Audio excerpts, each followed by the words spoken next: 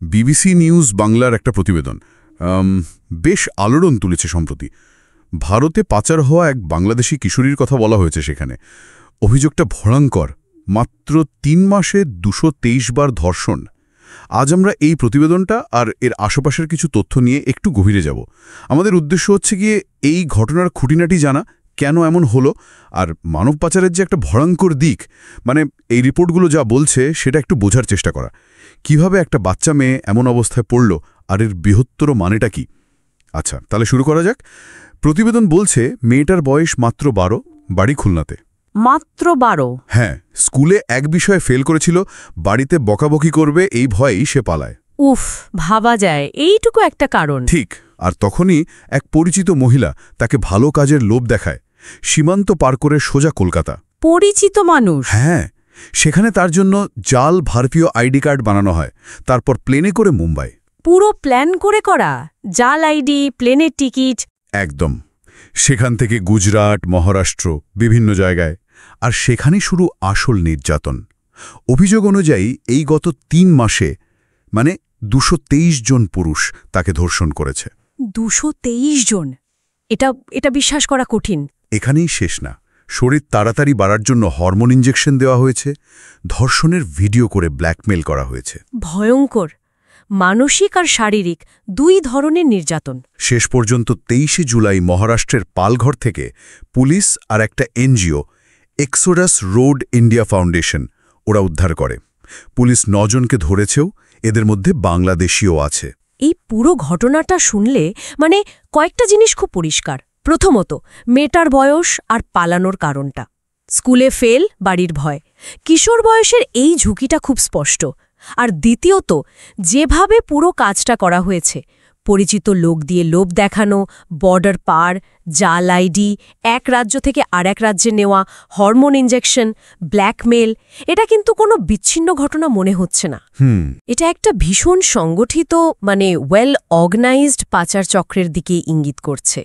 প্রত্যেকটা ধাপ খুব পরিকল্পিত। একদম তাই। এই পরিকল্পিত বিষয়টা আসলেই খুব ভয়ের। আর এই ঘটনার পরপরই তো হায়দ্রাবাদে আরেকটা ঘটনা সামনে এলো, তাই না? হ্যাঁ, প্রায় একই সময়ে হায়দ্রাবাদে ১৫ বছরের আরেক বাংলাদেশি কিশোরী। সে নিজেই থানায় গেছিল। ও, সে নিজে গেছে? হ্যাঁ, সাহায্য চাইতে। সে ঢাকার মেয়ে। তার অভিযোগ, তারই এক প্রতিবেশী এই বছরের ফেব্রুয়ারিতে তাকে ভারতে এনে জোর করে যৌন ব্যবসায় নামিয়ে দেয়। এখানেও প্রতিবেশী, মানে পরিচিত লোক? ঠিক তাই। দেখুন, সেই একই প্যাটার্ন। পরিচিতরাই এখানে ভরসার জায়গাটা নষ্ট করছে। এই মেয়েটি তথ্যের ভিত্তিতে পুলিশ তো আরও বড় কিছু সন্ধান পেল। হ্যাঁ, তার দেওয়া তথ্যের ভিত্তিতে পুলিশ যখন তল্লাশি চালায়, তখন একটা আন্তর্জাতিক যৌন ব্যবসার চক্র খুঁজে পায়। আর পশ্চিমবঙ্গ থেকে আরও ৩ জন মহিলাকে উদ্ধার করে। তাদেরও জোর করে এই কাজে নামানো হয়েছিল। তার মানে এটা একটা বিশাল নেটওয়ার্ক। অবশ্যই। প্রমাণ করে যে সমস্যাটা কতটা গভীরে, শুধু ১-২ জন নয়, এর পেছনে পুরো একটা চক্র কাজ করছে। তাহলে এই দুটো ঘটনাকে যদি আমরা একটু বড় করে দেখি, মানে বৃহত্তর প্রেক্ষাপটে, বিষয়টা ঠিক কী দাঁড়াচ্ছে? দেখুন, স্বেচ্ছাসেবী সংস্থা হারমোনি ফাউন্ডেশনের আব্রাহাম মাথায় একটা জরুরি কথা বলেছেন। এই ধরনের ঘটনার পর ভুক্তভোগীর মানসিক অবস্থা যে কি হয় সেটা ভাবাও যায় না। তিনি বলছেন, শুধু পাচারকারী নয়, প্রত্যেকটা খদ্দেরকেও আইনের আওতায় আনা উচিত। ঠিক, যাতে একটা কড়া বার্তা যায়। একদম, এটা খুব দরকারি।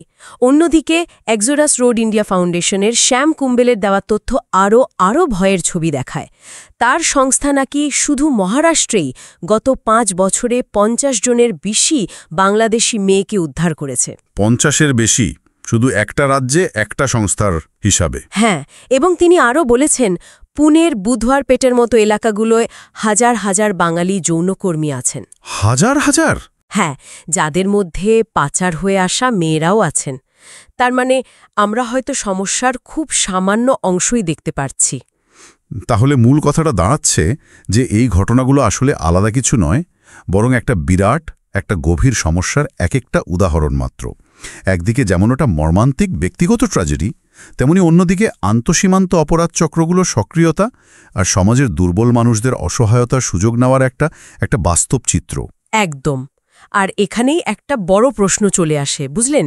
একটা এনজিওর প্রধান যেমনটা বললেন, যদি শুধু মহারাষ্ট্রে একটা সংস্থাই ৫০ জনকে উদ্ধার করে আর একটা নির্দিষ্ট এলাকাতেই হাজার হাজার বাঙালি যৌনকর্মী থাকে, যাদের মধ্যে পাচার হওয়া নারীও আছে, তাহলে পুরো ভারত জুড়ে বা এই অঞ্চলের অন্য দেশগুলো মিলিয়ে পাচারের আসল সংখ্যাটা ঠিক কত হতে পারে, যেটা হয়তো আমরা জানিই না? ভাবার বিষয়। কোন জিনিসগুলো এই ভয়ঙ্কর অপরাধকে এতটা পর্দার আড়ালে থাকতে সাহায্য করছে? এই প্রশ্নগুলো, এগুলো আমাদের আসলেই আরও গভীরভাবে ভাবায়।